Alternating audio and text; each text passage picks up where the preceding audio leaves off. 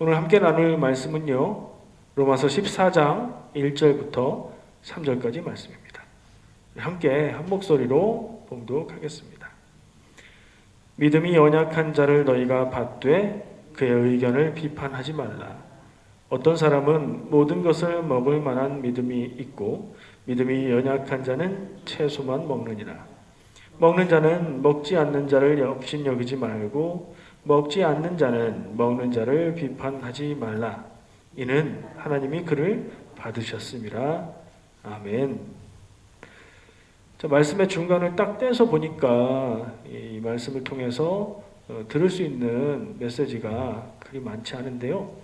늘 하던 대로 한번 해볼게요. 로마서 말씀이잖아요. 그러니까 로마 교회를 향해서 쓴 편지예요.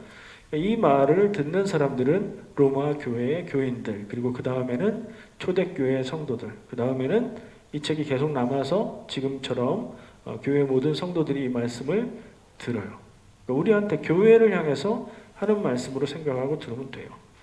교회 안에는 믿음이 연약한 사람이 있죠. 믿음이 연약한 사람을 받아라, 받아줘라, 품어줘라, 그런 뜻이고요. 그의 의견을 비판하지 말라. 그러니까 믿음이 연약함으로 인해서 말하고 생각하는 것을 굳이 끄집어서 따지고 비판하고 그럴 건 없다. 어떤 사람은 모든 것을 먹을 만한 믿음이 있고, 먹는 얘기가 나오네요. 문제가 있었는데 로마 교회에 먹는 것 때문에 갈등이 있었나 봐요. 그런 생각을 하면서 어떤 사람은 모든 것을 먹을 믿음이 있고 또 다른 사람들은 채소만 먹는다. 이게 무슨 상황이냐? 채소만 먹는다는 말로 봐선 다른 건 안 먹는다는 거죠. 곡식은 먹었을 것 같아요. 근데 뭘 안 먹는다는 거예요? 고기를 안 먹는다는 얘기예요. 그렇게 이해를 하면 되고요. 어떤 사람들은 고기를 먹고 어떤 사람들은 고기를 안 먹는다. 그 중에 이제 어떤 한쪽이 믿음이 연약한 쪽이겠죠. 먹는 자는 먹지 않는 자를 업신여기지 말고 먹지 않는 자는 먹는 자를 비판하지 말라. 먹는 거 가지고 고기를 먹고 안 먹고 채소만 먹고 뭐 그런 거 가지고 갈등하고 싸우고 그럴 필요 없다 하는 얘기를 해주고 있어요. 로마 교회에 먹는 거 가지고 진짜 갈등이 있었는가 봐요. 비판하지 말라. 그 이유는 뭐냐? 하나님이 그를 받으셨기 때문이다. 하나님이 그를 성도로 받았는데 우리가 그의 행동, 고기를 먹거나 고기를 안 먹거나 하는 거 가지고 그걸 따지고 갈등을 일으키고 마음에 상처를 주고 할 일이 아니다 하는 얘기예요.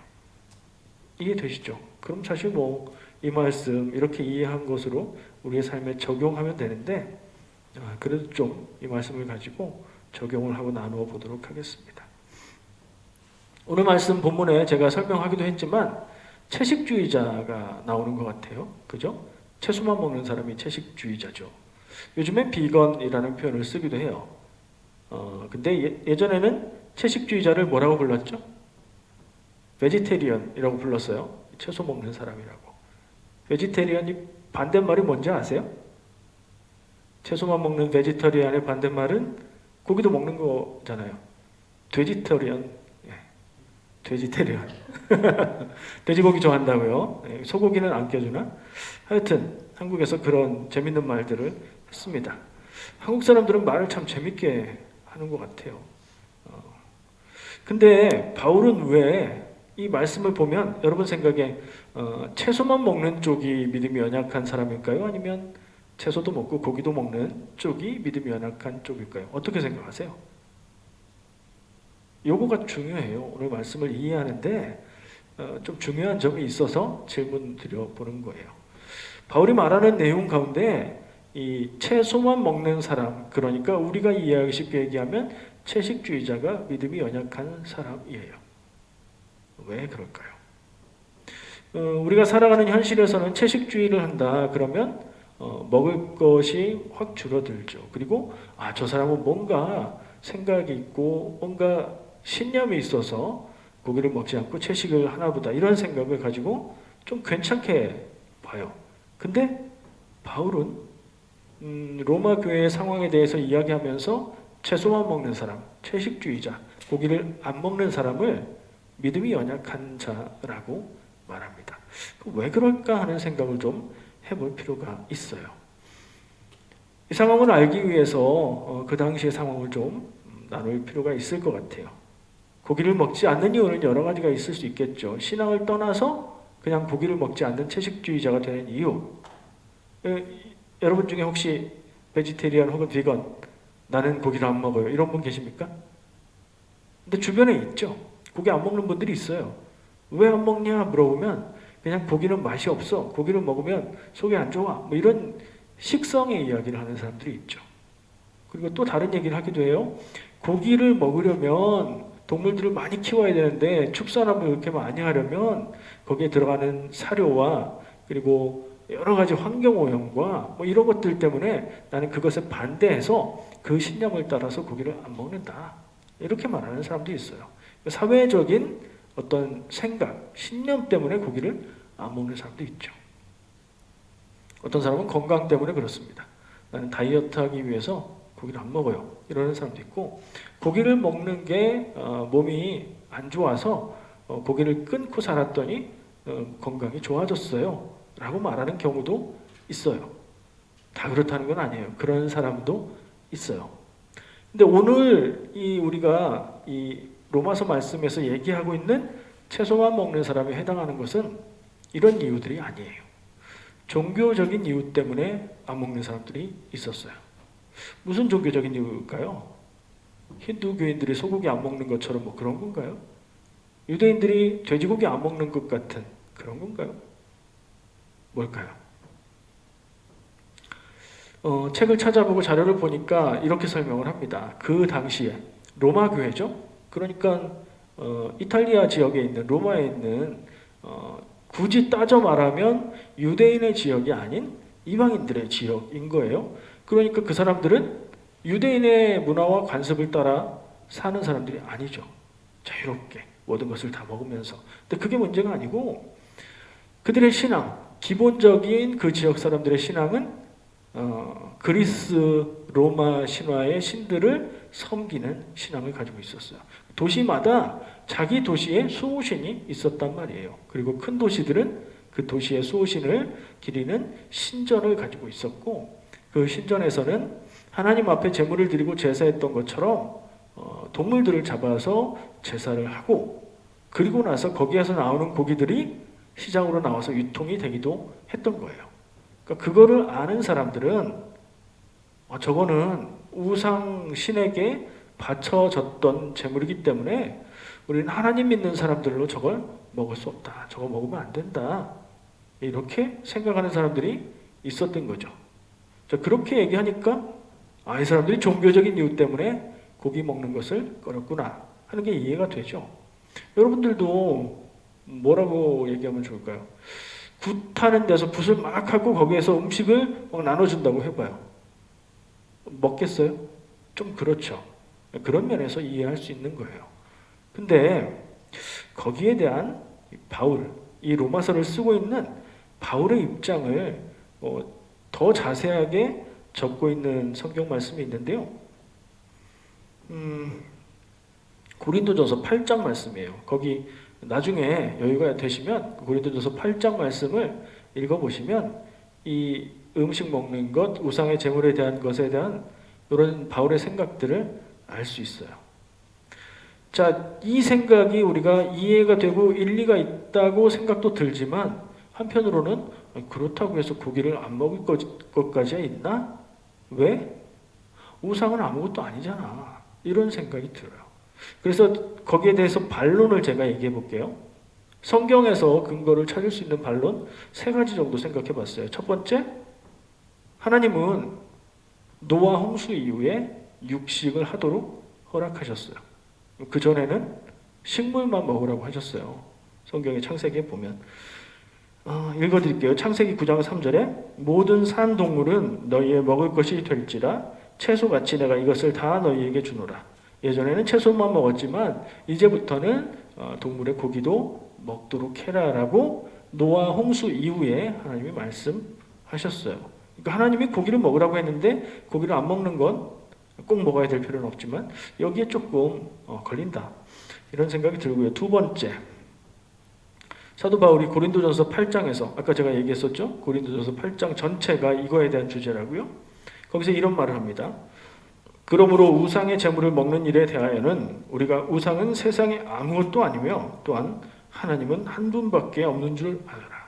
그러니까 우상이라는 것이 사람들이 만든 것이고 사람들의 문화일 뿐 아무것도 아니기 때문에 거기에 제물로 드려졌던 고기라고 해도 그건 그냥 고기다. 우리가 그걸 꺼릴 이유가 없다. 이렇게 말하고 있는 거예요. 그것도 납득이 되죠. 세 번째, 예수님이 말씀을 또 하셨는데요. 예수님은 마태복음 15장 11절에서 입으로 들어가는 것이 사람을 더럽게 하는 것이 아니라 입에서 나오는 그것이 사람을 더럽게 하는 것이니라 라고 말씀하셨어요. 손 안 씻고 음식 먹는 거에 대해서 비판을 받으니까 예수님이 그들한테 먹는 음식이 사람을 더럽게 하는 게 아니라 사람의 마음 그리고 나오는 행동들 그게 더러운 거다라고 말씀하셨죠. 거기에서 찾을 수 있는 건 뭐예요? 사람이 음식 먹는 것에 있어서 먹는 음식이 그 사람을 부정하게, 이건 뭐 음식의 위생 정도 이걸 얘기하는 게 아니라 하나님 앞에서 부정하게 만들지 못한다 하는 얘기를 예수님이 하시는 거죠. 그러니까 이런 얘기까지 생각해 볼 때에는 고기를 먹는 게 문제가 돼요, 안 돼요? 우상에게 제물로 드렸던 고기라 할지라도 먹는 게 문제가 안 됩니다. 이게 바울의 입장이에요. 그리고 그게 타당하게 들려요. 근데 바울은 거기서 끝내는 게 아니에요. 판단은 그렇게 합니다. 여기까지는 판단이에요. 옳고 그름에 대한 판단인데 그 다음에 하는 말이 더 중요해요. 역시 고린도전서 8장에 나옵니다. 뭐라고 하냐면 이 내가 먹을 수 있어서 먹는 것 때문에 상처받고 실족하고 문제가 되는 사람이 있다면, 한 사람이라도 있다면 나는 영원히 고기를 먹지 않겠다 라고 말합니다. 그러니까 먹고 안 먹고, 음식을 뭘 먹고 뭘 안 먹고, 뭐가 옳고 그르고보다 뭐가 더 중요하다는 거예요? 사람과 사람 사이의 관계, 하나님 앞에서 사람을 어떻게 대하느냐, 이게 더 중요하다라고 말하고 있는 거죠. 또 다른 한 가지는 고기를 먹고 안 먹고의 문제는 이건 크게 중요한 것이 아니라는 거예요. 그러니까 사람을 더 귀하게 여길 때는 그건 내가 먹어도 되는 것이지만 안 먹을 수 있다, 포기할 수 있다 라고 말하는 거죠. 그래서 이게 고기에 대한 문제뿐이 아닌 겁니다. 교회에서 생활하고 성도들끼리 만나고 갈등하고 마음의 상처를 받고 어려움을 당하는 많은 경우들이 있는데 그 부분을 여기에 적용해 볼 수 있어요. 어떤 경우는 옳고 그름을 판단하는 게 더 중요한 때가 있기도 합니다만 대체로는 그것보다 서로 사랑하고 용납하고 받아들이는 게 더 크고 중요하다라는 얘기를 우리는 생각할 수 있습니다.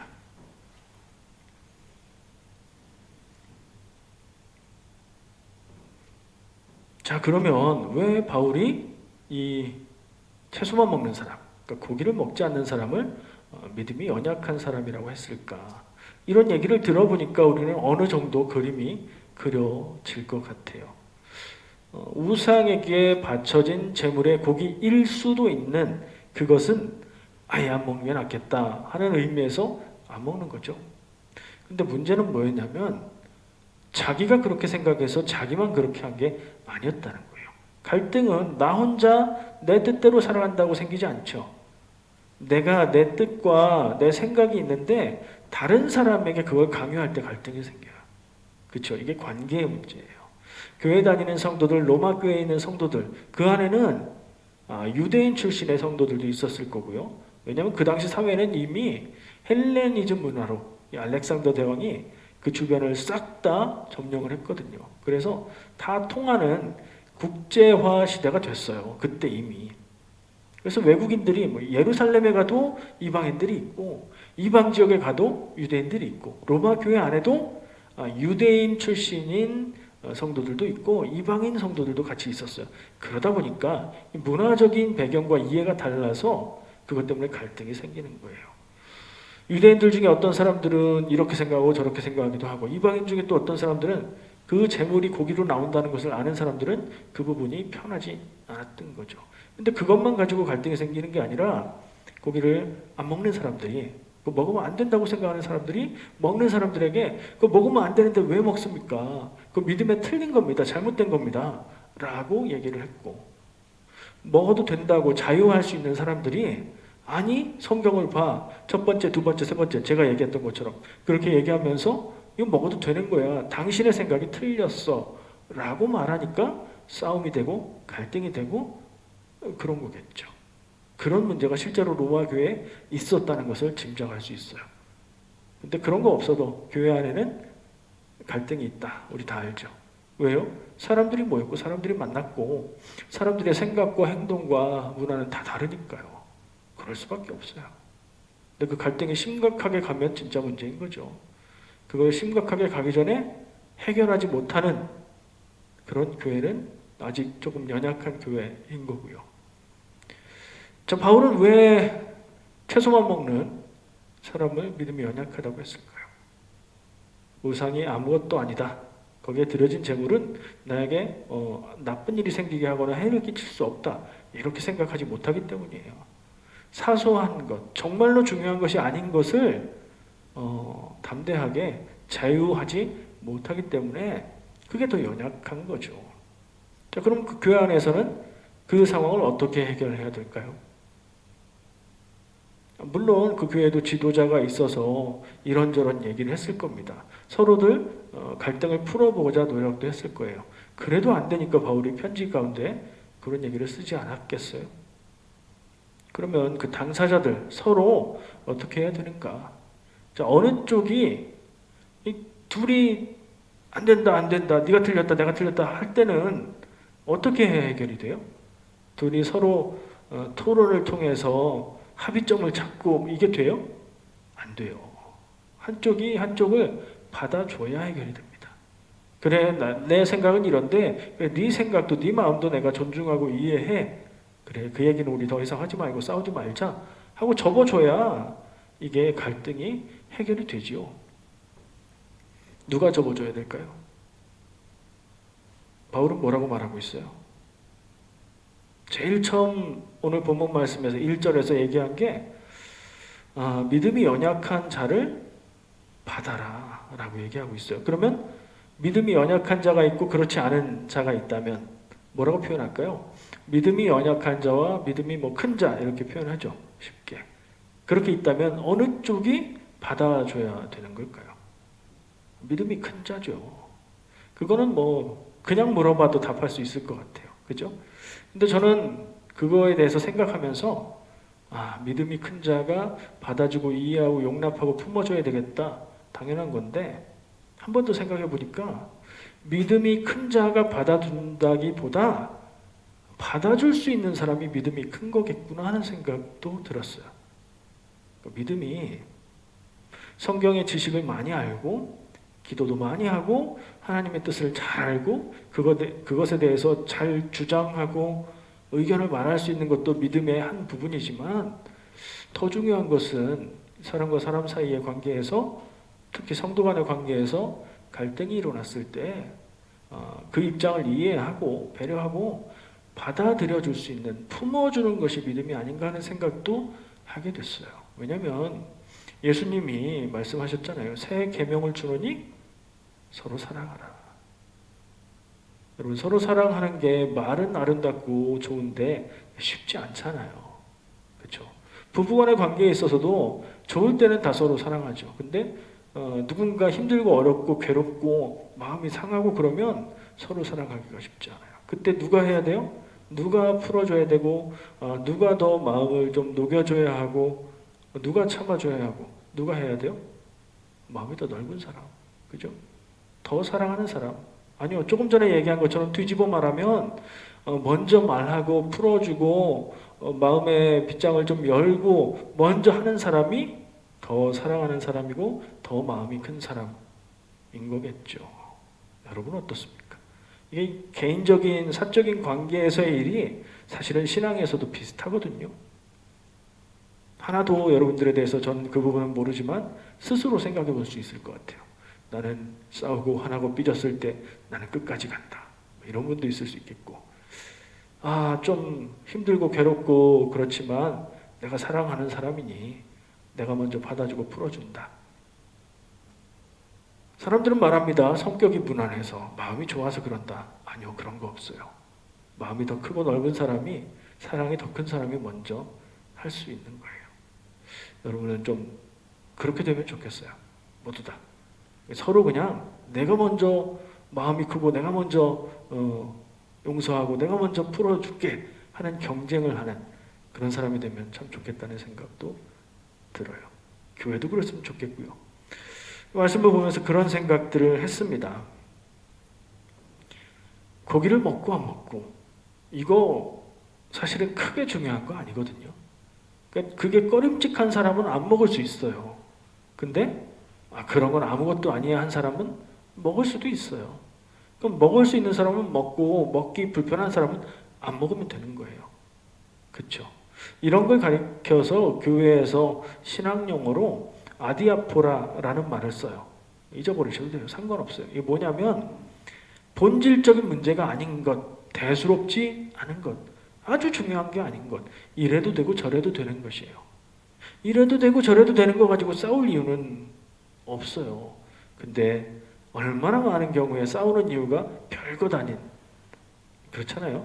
얼마나 별거 아니면 정말 심각하게 싸우고 나서 우리가 왜 싸웠지 그럼 이유를 물을 때도 있잖아요. 별거 아닌 거 가지고 싸우니까.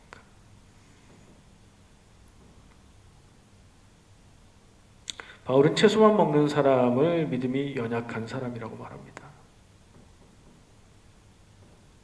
근데 우리가 일반적인 통념상으로는 좀 반대의 생각을 하기도 해요. 어떤 신념을 가지고 자기의 생각과 주장을 강하게 말하고 그런 사람을 자기 주장이 있다. 혹은 신앙적인 부분에서 그렇게 하면 저 사람 참 신앙이 좋다. 이렇게 볼 수도 있어요. 근데 바울은 그런 면에서 생각해보면 대단히 특이하게 신앙적인 주장을 앞세워서 말하는 사람들이 믿음이 연약하다고 말하고 있네요. 사람마다 생각과 기준이 다를 수 있다. 당연한 건데 이걸 내 삶에 적용해서 그렇게 실천하는 것도 어려운 일이에요. 믿음이 연약한 사람이에요. 자기 생각이 다 맞는 게 아닐 수 있다. 이거 당연한 건데 나에게 적용하기가 어려워요. 별거 아닌 거, 주장하고 싶지 않은 거에 대해서는 그냥 그럴 수 있는데 내가 중요하게 생각하는 것, 나의 자존심을 딱 건드리는 부분에서 그게 걸리면 아니, 내가 맞아, 네가 틀렸어. 이러기가 쉽거든요. 그게 교만한 모습이라고도 할 수 있는데 믿음의 수준으로 보면 믿음이 연약한 거라고 바울은 말하고 있다고요. 다른 사람의 생각, 다른 사람의 신앙, 다른 사람의 수준 이해하고 배려하고 받아주고 존중할 줄 아는 사람이 믿음이 큰 사람이다. 이런 결론을 내릴 수 있을 것 같아요. 저는 이 원고를 작성하면서 요쯤에 와서 이런 생각이 들었어요. 아니, 믿음이라는 것이 진리에 관한 것인데 그게 이래도 되고 저래도 되는 부분이 있는 건가? 하는 생각이 들기도 했어요. 한편으로는. 그 얘기를 지금까지 제가 했지만 한편으로는 신앙의 문제고 진리의 문제인데 이거 이래도 되고 저래도 되고 타협할 수 있는 그런 부분이라고 얘기해도 괜찮은가? 믿음이 진리가 이렇게 상대적 이래도 되고 저래도 되고 그래도 되나? 하는 생각이 마음의 한구석에 들었어요. 그래서 정리하고 싶어요. 생각해 보니까 이건 확실히 정리가 되더라고요. 믿음은 뭘 믿는 거죠? 복음을 믿는 건데 또 다르게 말하면 진리를 믿는 거예요. 그렇죠? 이 표현은 아주 중요합니다. 믿음은 진리를 믿는 건데 나는 인간은 진리를 전부 다 알 수는 없어요. 우리가 믿는 것은 진리지만 그 진리를 내가 100% 다 알 수가 없다고요. 인정되시죠? 그래서 우리가 경험하고 아는 것은 신앙에 대한 부분이라고 해도 그게 진리의 일부분을 우리가 알고 보고 깨닫고 느끼고 경험하는 것일 뿐인 거죠. 그러면 결론이 여기서 나와요. 진리가 상대적인 게 아니고 그것을 이해하고 깨닫는 사람이 상대적인 거죠. 우리의 이해가 완전하지 않은 거죠. 내 입장에서는 내가 알고 내가 말하고 내가 주장하는 게 타당한 것 같고 그게 완전히 맞는 것 같지만 다른 상황에 다른 사람이 볼 때는 얘기가 달라질 수도 있다. 이거 경험해보지 않으면 몰라요. 내 틀 안에서만 사는 사람은 그걸 몰라요. 근데 사람이 경험이 많아질수록 지혜로워져야 하는데 내 기준을 딱 정해놓고 그 기준만 가지고 적용하면서 살면 경험이 많아져도 이게 지혜로워지기가 어려워요.